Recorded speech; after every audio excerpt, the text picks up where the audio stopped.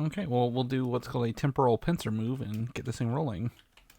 It's not a bird, it's not a plane, it's Superhero Slate. It's a modern podcast where we talk about everything that's great, like movies, TV, superheroes. It's Superhero Slate, oh yeah. Hello, everyone, and welcome to Superhero Slate, the show where we run down the latest superhero entertainment news. We love TV, movies, and superheroes, so let's talk it all out. My name is Chris Dillard. And my name is Mike Royer. And this episode has nothing to do with superheroes or TVs, but movies. We're doing a review of the movie Tenet.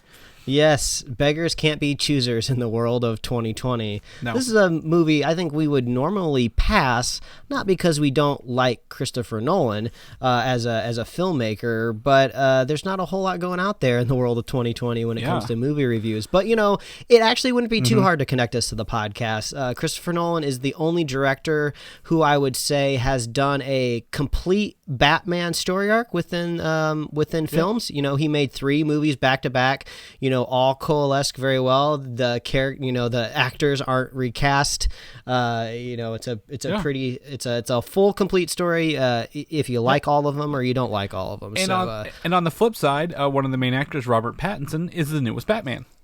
Oh yeah, that's true. That's another way to connect it. So it's the pincer movement right there. You got the future and the past connecting all in this movie, right? Yeah, exactly. So this movie, just so everyone knows, has been out since September 3rd in theaters after delay, and then for some reason they just wanted it to go to theaters. And while at the time I would definitely probably have enjoyed watching this in theaters, we're not afforded that luxury at this time. So we decided to watch it at home and bring you guys a review of it.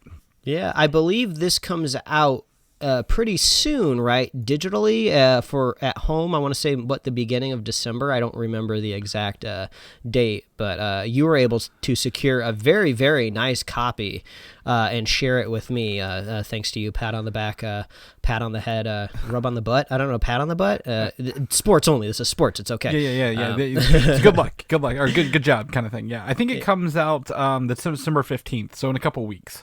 Yeah, so we decided to catch a little bit early. We'll drop our review here.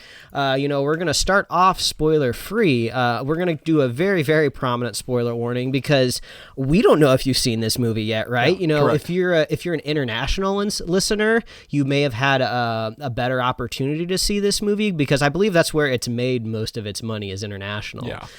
If you're lucky enough to live in a state in the United States that had some movie theaters open for a bit, you may have caught it there. If you're savvy like Chris, maybe you could have watched this even when it came out in the theaters, but in your own comfort of your own home. Who knows? So, yeah, we'll make sure that we'll do some spoiler warnings because I think this movie definitely is spoiler worthy. I mean, like most Nolan movies, I don't think you can talk about it in length without spoilers. But, yeah, at the top, we'll put some non-spoiler reviews for you. Exactly. And one of the things about this movie is my wife was like, well, yes, I'll watch it with you, but what is it about? I literally could honestly look her in the eye and say, I don't know. Because, again, anyone who knows Nolan films, they don't really reveal a whole lot in their trailers. Other than, the fact that they're technically well done. And, you're going to hear some very unique soundtracks to these. Yeah.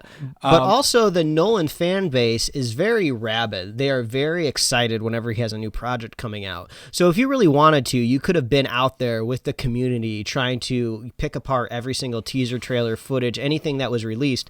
But yeah, I was much like you. When I hit play on this movie, I knew nothing about it. I knew there was some sort of weird, not really time travel, but there was one trailer where they showed stuff going forwards and backwards, and all the promo material had people with oxygen masks going on. So I was like, okay, there's something happening here. I don't know what it is.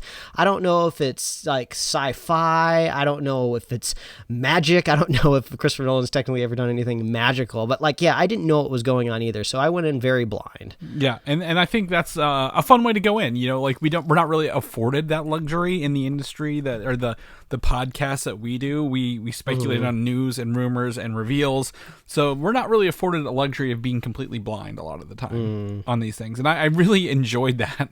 kind of being like, well, what's next? What's next? Yeah. Do I have time to go to the bathroom? I don't know. Yeah, I was looking up a few behind the scenes tidbits and info, and a lot of the actors were required to read the script alone in like a locked office at Warner Brothers Studios, and they weren't allowed to take it with them. And some of the actors were only given the pages that they were reading for. So yeah, Nolan kept it pretty secretive.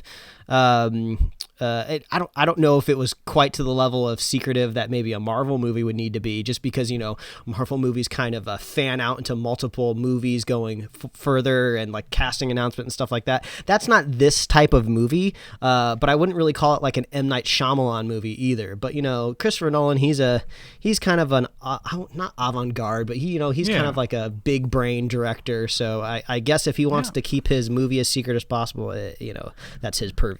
Yeah, exactly. And you've got a lot of big names in here, a lot of stuff like that. And one of his first movies, again, which I'm going to draw parallels to, is if you're a big fan of watching. I just lost the name of the movie. It's where it goes backwards with the whole movie.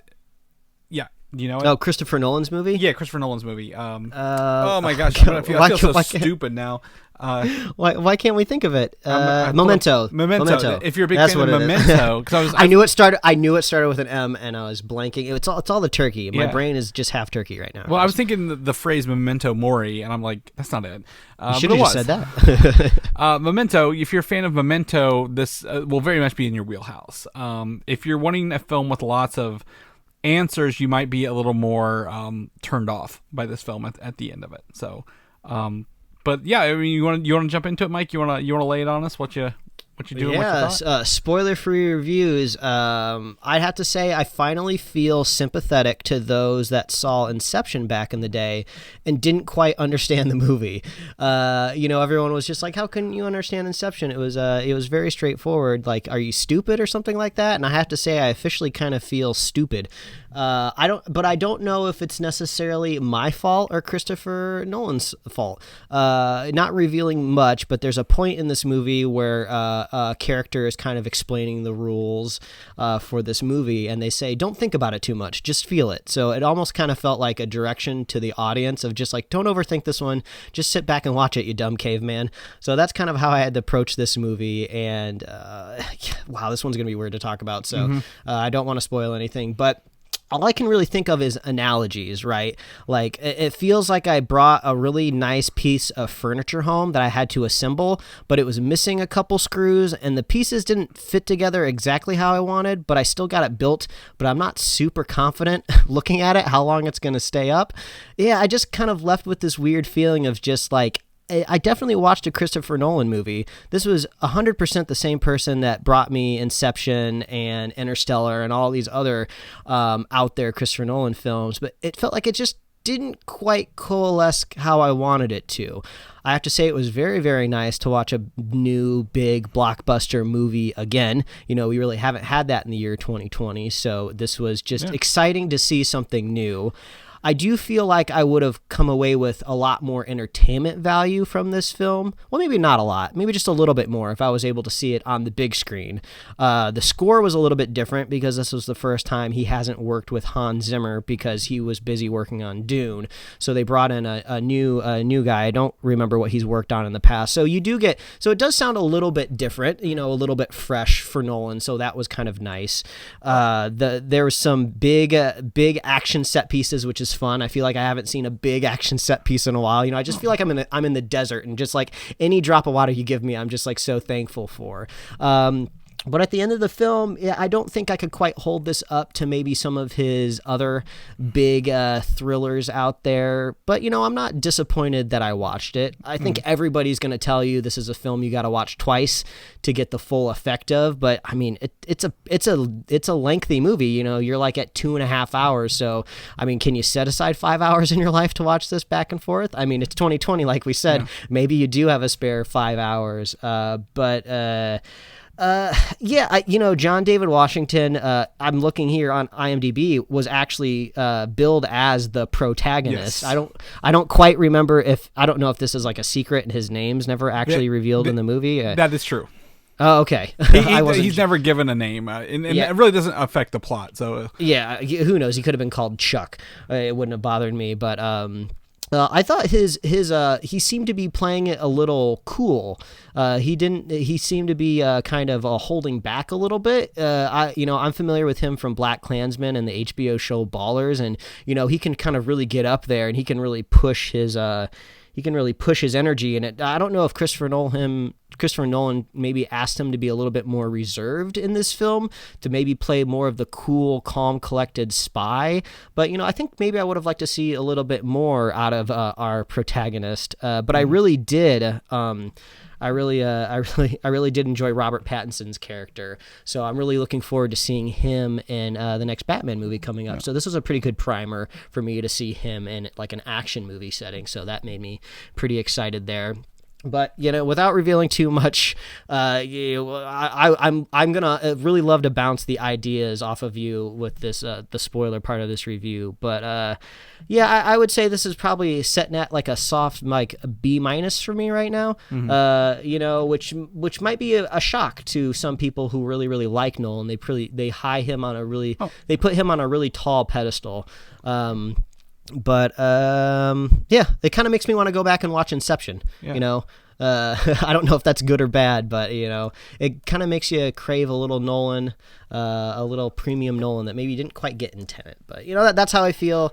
This is a lot of movie. This is a 2.5-hour movie that I finished less than 24 hours ago, so maybe my opinion will change in the future, but I think I could still recommend this to somebody. There's some clever filmmaking going on here. Christopher Nolan knows what he's doing behind the camera 100%, but I think most of my qualms with this is possibly in the story, and then we'll touch on that in a few minutes. But Chris, what was your feeling when you walked away from Tenet?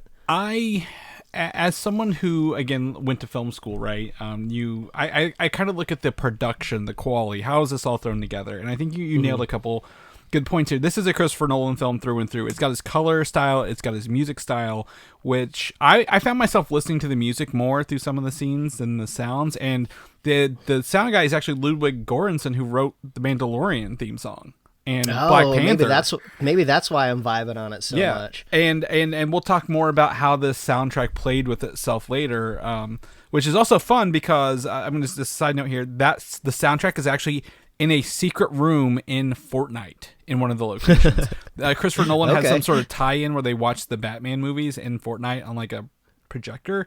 So they put this in like an underground room. You break into it and it's playing the theme song to Tenet, which I thought was kind of cool. Oh, okay. I went back today because I'm at the 24-hour mark exactly, and I went back today and I was like, man, that is actually some really good music. So kudos to Ludwig Göransson getting work out there. After Black Panther and of course the Mandalorian, which we all adore here. That song gets stuck in my head more than I like to admit. Oh yeah. But back to Tenet.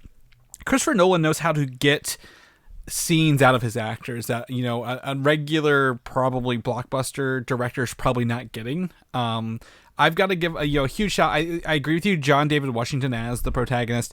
He's kind of like a James Bond-esque kind of character in this film, right? He's very cool. A little bit. He's collected. Nothing's unnerving to him. He's always got a kind of a plan, a way to talk his way into or out of any situation, which is cool. But I wish we would have had a little more about him. But the characters around him kind of flesh out this world a little bit. Robert Pattinson is fantastic. You people are like, well, he's in Twilight. I'm like, no. This is not that Robert Pattinson. This is a Robert Pattinson acting his ass off in this, which is really, really fun to see. And then tying that into, Elizabeth Debicki, who is the character, I believe her name's Kat, I believe. She's actually from Guardians of the Galaxy. She's the golden girl who runs that planet. Oh. They steal the Harbulary batteries from. Yeah, that's why she looked a little familiar. Yes. And she's rail thin, right? Like, as an actress, but like, she really sells, her situation and her thing. But also I'm going to give a shout out to Kenneth Branagh as the villain. Was his name Sator? I believe. Yeah, Sator? I think so. That's Kenneth Branagh. He played Gilderoy Lockhart in the second Harry Potter movie, right? Like, he directed the first Thor movie. And my wife, who's a huge Harry Potter fan, she's like, there's no way that character. This is not Gilderoy Lockhart. I'm like, Kenneth Branagh is in here giving a very intense, emotional, believable performance of what his character can and can't do, and I'm very sold by that. He had to do it all with a Russian accent as well, and I believe he learned to speak a little bit of Russian and to speak Russian backwards too, which is that's something like a level of actor that really makes me shocked, because I can barely act just normally. And the fact that somebody's doing it in another language backwards is insane. Yeah, exactly. And so I just got to give the performance, the production value, huge compliments. Christopher Nolan goes in with an art style, right? Like, what was the most recent reports? He doesn't allow chairs on his set, because if you're sitting, you're not working, kind of thing. And it shows. This is great, because there are some scenes, and you've seen the trailer, things are going one way, some things are going in reverse, right? And you have to plan out those shots if you're gonna do both of them. And I just a kudos to that. I will agree with you. This plot of this film, the writing is not, it's got cracks if you hold it under a light. And they even tell you, like you mentioned specifically, don't worry about it. Don't think about it. And I would say, if you're looking for a movie you're going to sit down and be on your phone and watch, this is not it. This is not it at all. So you got to give it your full 2.5 hour attention. Like I said, I was afraid to go to the bathroom at some point. So I'm like, I got to pause it, because I'm going to miss something, and it's going to be very, very disappointing to me. But I agree. I agree with you. A B minus era for this film. I'm glad I watched it. I don't regret it. I think it's in terms of production over the last movie we did, New Mutants, this is a huge leaps and bounds above that. But nothing against New Mutants. They're just different films, different budgets, different makers. But like, this is the something I would have really enjoyed to be in a theater, and I'm lucky I have that theater experience at home now to watch this, because it's the whole thing is just encompassing, and you just get so caught up in it, but there are things where you're like, it could have been better. Yeah, so. Chris is selling tickets to his living room now. He has a very, very fancy, what is it, 7.1, 15.8? What, I don't even know what the numbers are. It's an Atmos sound system. Yeah, he's got a crazy Atmos sound system. He's got lights that glow that react to his TV. So if you got that negative COVID test, he might let you in his house to watch Tenet. Exactly. Yeah, it was fun to do that. I wish it could have been in the theater, but at the same time, I don't regret watching it. But it's not like I'm gonna be like, you have to watch Tenet. I don't think that's my draw here, and I believe we're working on the same page. I was almost expecting something in the film to be very pressing, maybe to real world, maybe politics, because Christopher Nolan really wanted this movie to come out this year.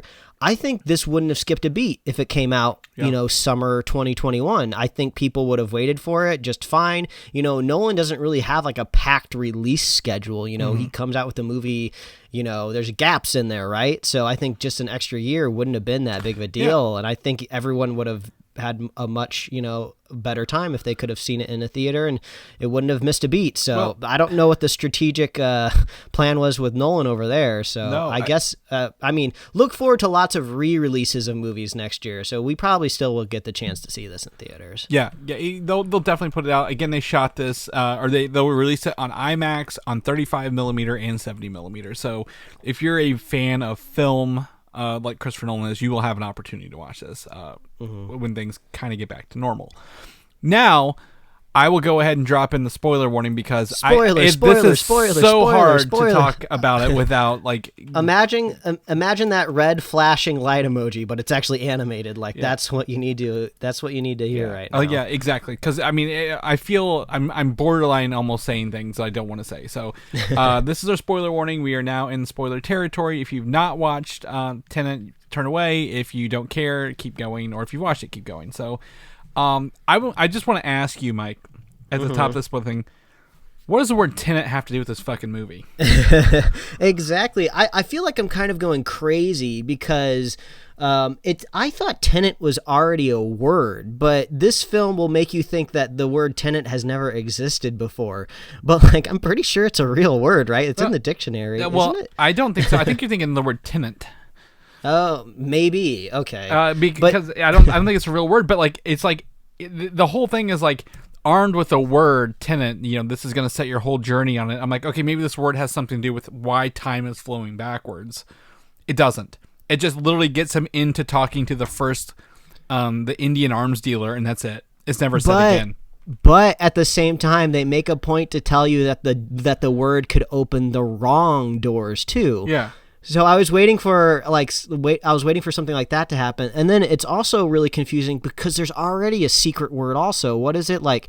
Something happens at twilight. There's no good guys at dusk. Yeah, I have no friends at dusk or something like that. Yeah, something like that. So it's just like, how many layers of secret society are there? I think this is one of the biggest flaws of the movie for me, is we don't really know who John David Washington, the protagonist, is. Right? I think they're trying to say he's like some sort of very covert CIA, but then he gets recruited into Tenet. But it seems like he's not really recruited into Tenet. It seems like he still has his CIA job, but he kind of has this higher call of like, go do your normal CIA job, but whenever you can do some extra Tenet stuff, go out and do it. But then he just kind of fully goes into Tenet.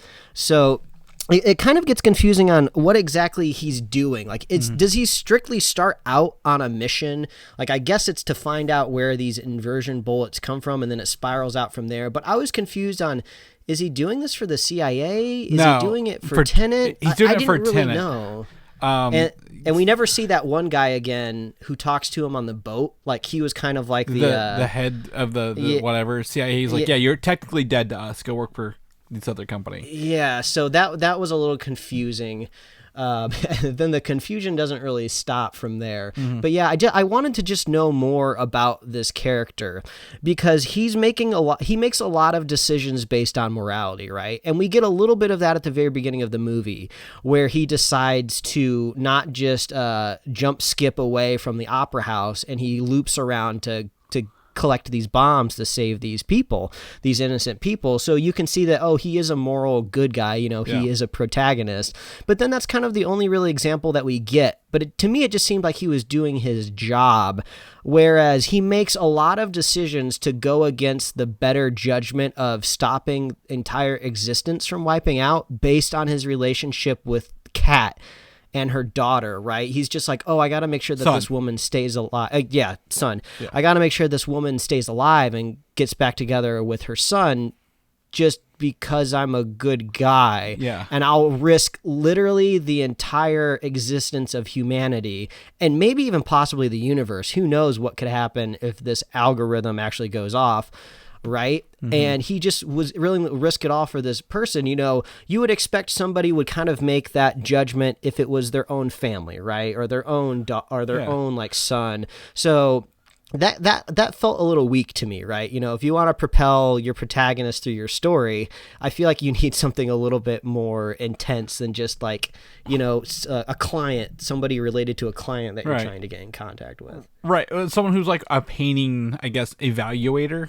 An art evaluator who just happened to be estranged to the person who's going to end the world.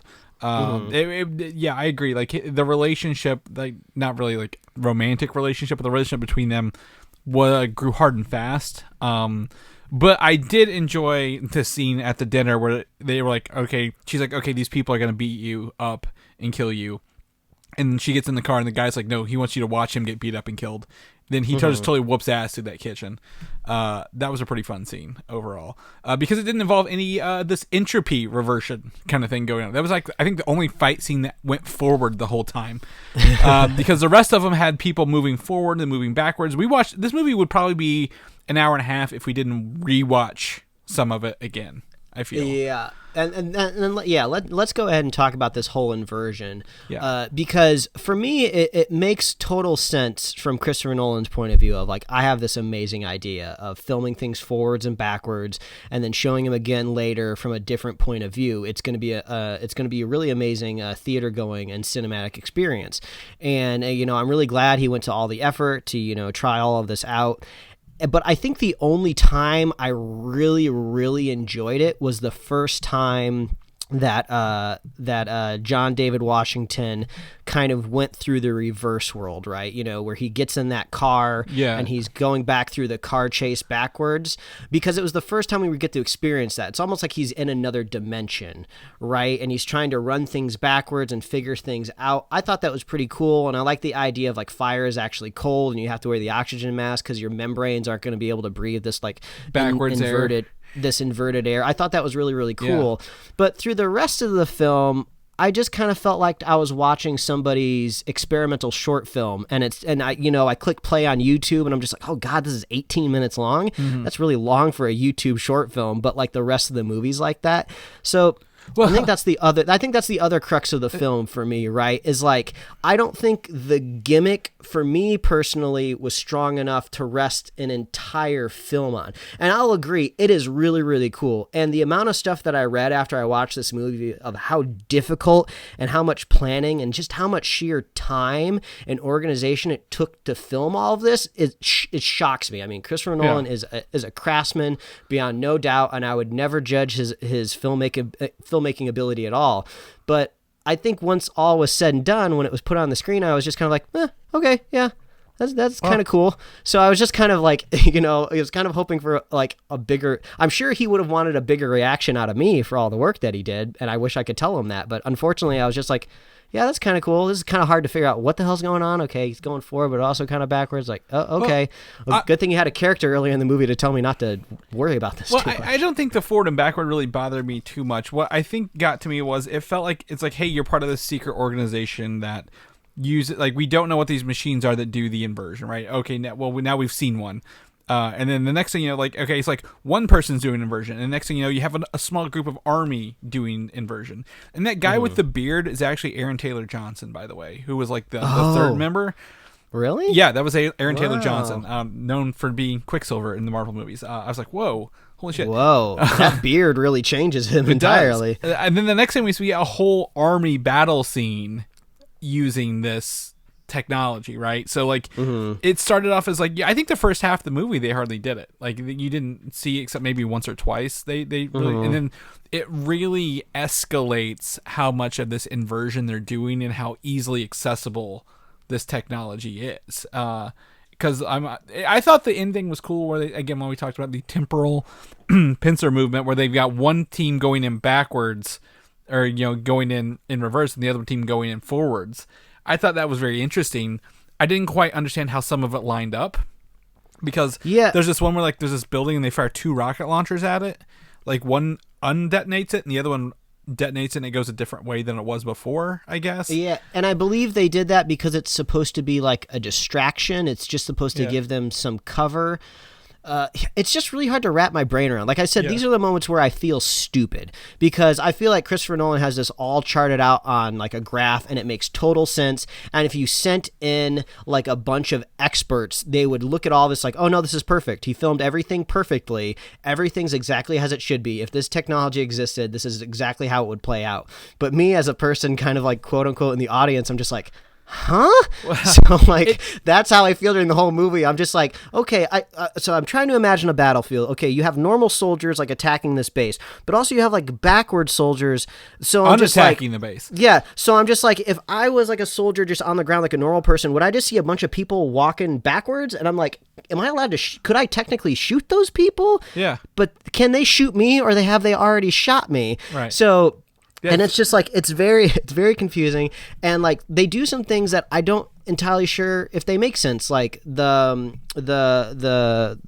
woman cat who gets shot, they take her through that chamber to invert her, but I don't understand how inverting her keeps her alive. I almost thought what was going to happen was like, oh, the bullet's stuck in her, and if we invert her, the bullet will like reverse itself out. Like, I was expecting her to be totally normal at the end of the movie, but she still had the scar.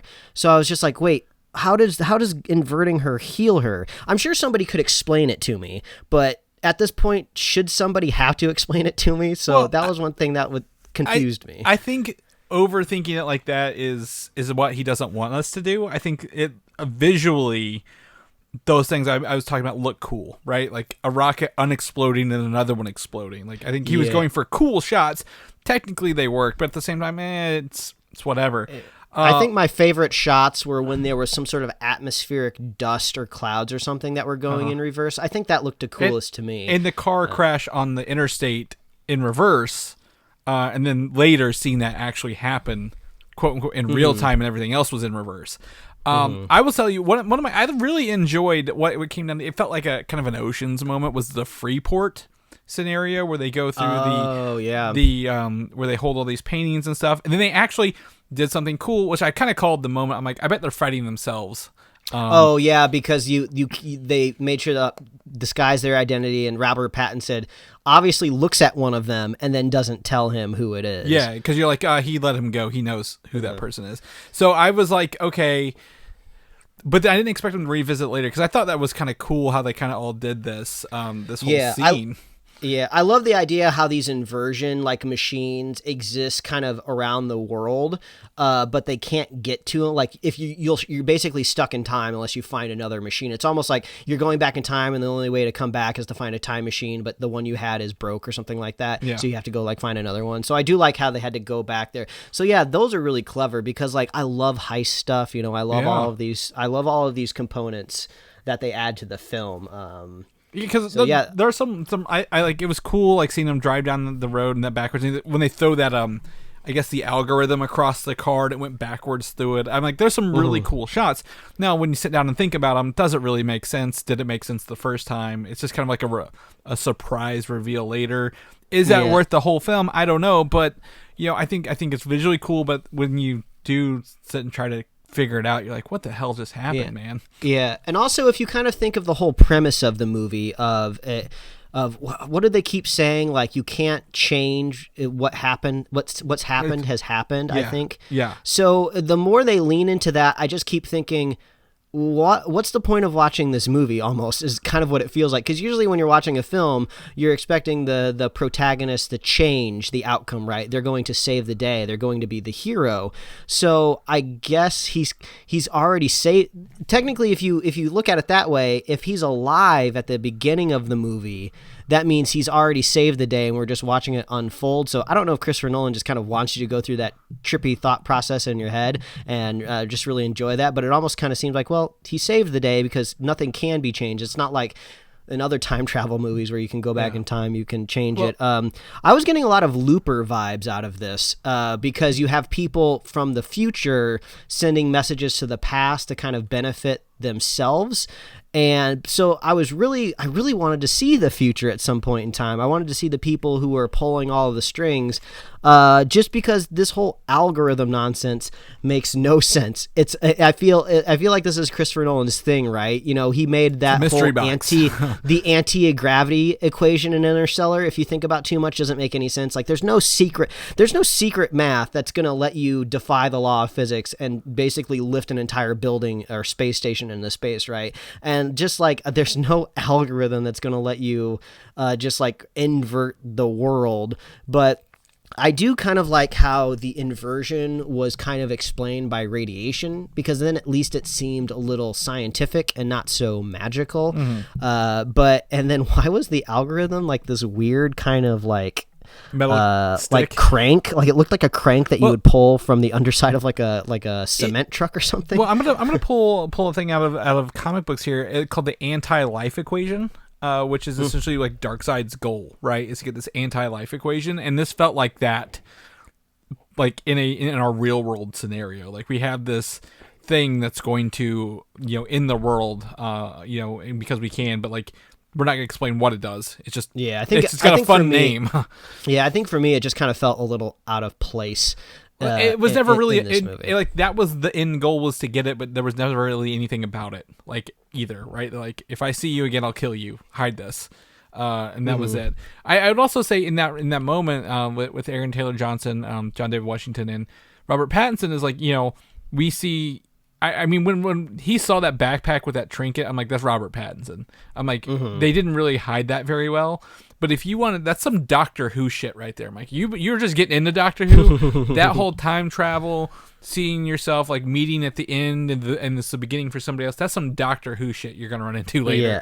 So I think that's the hardest thing to wrap my brain around. Is this is a time travel movie, but the time travel has all of these very specific, rigid rules on them that it's not really time travel. So it's like my brain is trying to go to its safe space of time travel, a concept that I can understand, but it's Christopher Nolan's time travel, so it's extra confusing.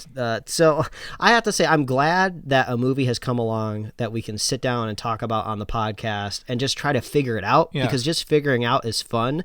I'm probably going to look up some explainer videos of this movie on YouTube, and I'll be excited to maybe see somebody who gets it, try to get it across to me. I don't think that's necessarily going to raise my opinion of the movie, even though my opinion of the movie is not particularly low. I had a good time. But I would maybe like to feel a little bit more comfortable with the premise. Maybe I could help some other people out in the future if they were confused. Maybe like, okay, well, here we go. I've gone through this whole trauma before, so let me try to help you through it as well. Do you think someone's going to edit this to where it goes the other way? Oh, I mean, I wouldn't be surprised. Like a fan edit where they're like, okay, we are now going to watch it the other direction from Robert Pattinson's view. Kind of thing. That's another thing, too. I usually don't notice editing too often in movies because I feel like if it's done well, you almost don't notice it. You're just, I'm watching a movie because it was edited right. But there were some moments that are kind of strange where, like, Robert Pattinson and John David Washington, they're like sleeping in a container truck, right? They're like, let's get some sleep. And then the very next scene, snaps. And they're in the same location, but everybody's awake. So it's just kind of like if you were to blink, or, even if like you just like sneeze, or I don't know, you looked up at the ceiling for like a microsecond, it's just like it's a very strange cut. So I don't know if that's intended to just kind of make you feel uneasy of this weird reverse world that you're in. But yeah, some of the cuts did seem kind of odd to me. I took that one as they were, so in this world, to go back in time, you go inverted and then you just live through time backwards pretty much, right? Yeah, I think so. And they were on this cargo container being shipped to this, to where the cat is going to go get on the, no, this was going back to the, I believe, right? The airport. Yeah, the Freeport. So like they had to just wait it out. They just had to like live through like 4 or 5 days backwards again. So they blinked, just like, okay, like this is boring. Like sleeping backwards sucks. Like just living in a container is a nightmare. But yeah, I get it's not the best way to show the passage of time. But I was like, I know what you're saying, but it didn't bother me as much because I'm like, I know what they're saying. Like they're just living through a shipping container. I mean, I know I already touched on it, but I think my single favorite choice and decision in this film is kind of the oxygen component. It's just kind of one of those interesting tidbits where the movie could be exactly the same without it, really, but adding this kind of element helps you visually identify different soldiers in that final battle, right? They go to the extra lengths of putting the straps on them too. But yeah, they have oxygen masks on, which is pretty cool. It means if you're moving throughout the world, like you're not totally safe unless you're tethered to this like supply. It would have been cool if it happened one time where they got ripped from the oxygen, but it really only happened in that car crash where you had to put the mask back on. So I thought maybe it would pop up again. Who knows? Maybe it's like a deleted scene or something like that. So I thought that was, Christopher Nolan's the type of guy that makes those decisions, and I think those decisions are fun. So I think the final word I can leave with this movie is it is 100% a Christopher Nolan movie. If you've ever liked a Christopher Nolan movie, I think you'll enjoy this as well. But yeah, I just don't think you could kind of put this up there maybe in like the top 3, right? This is kind of one of those maybe like B tier Nolan movies. Doesn't quite make it to A tier, but hell, a B tier Nolan movie is still pretty good, right? So, I think I could easily recommend this to anybody out there if they got the time. Like you mentioned, I don't think you can casually watch this one on your cell phone. Maybe the 3rd or 4th time you watch the movie, you can kind of detach a little bit. But stay tuned. I'm sure we'll be talking about this more in the future. Yeah, I think there will be fans of this movie. There will be people who think it's the better of the films, but I honestly think I agree with you. Like, I'd probably I don't go back and watch Inception a lot. It's also a long movie, very lofty with lots of things, but I think it handles its premise a little like it holds your hand a little more through the premise, right? Because they start with the premise, and this one you don't get to the premise until later down the road. So I agree with you. I think, it's like that. But also, I do feel remnants of Memento in this. I'm like, he borrowed from that movie, which was told backwards, in a terms of visual storytelling, not just the story in and of itself. So, I think I'd tell people to watch it. But, like, if you're going to watch it, you need to watch it, or you're going to come out bitching at the end of it. Like, I didn't understand it. Yeah, because you didn't look at it. So... it's fun time. Glad we got to watch this and do a little short review on it. So adding another review to the 2020 shelf. It's a very small shelf, not a lot on it. Doesn't need to hold a lot of weight.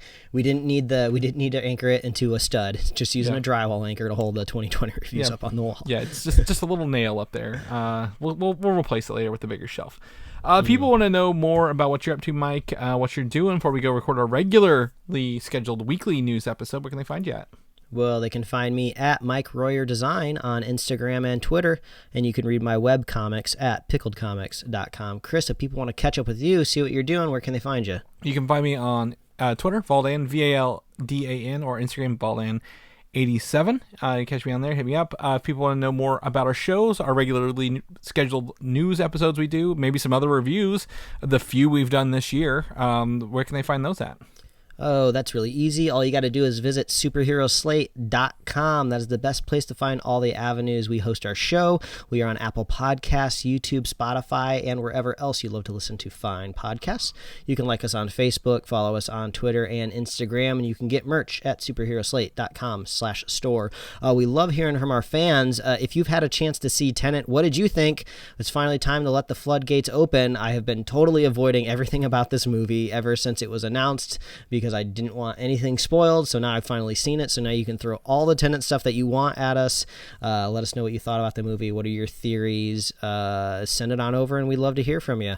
But as always, if you want to be a super fan of the podcast, all you got to do is share the show with a friend, share the show with a buddy. It's 2020, so you got to make sure you wear your mask and socially distance, and you will be a super fan indeed. Yep, and we'll catch you next time. See you. All right. Bye, everybody. Thanks for listening, and don't forget to subscribe. Okay. I think I'm ready to jump into this review whenever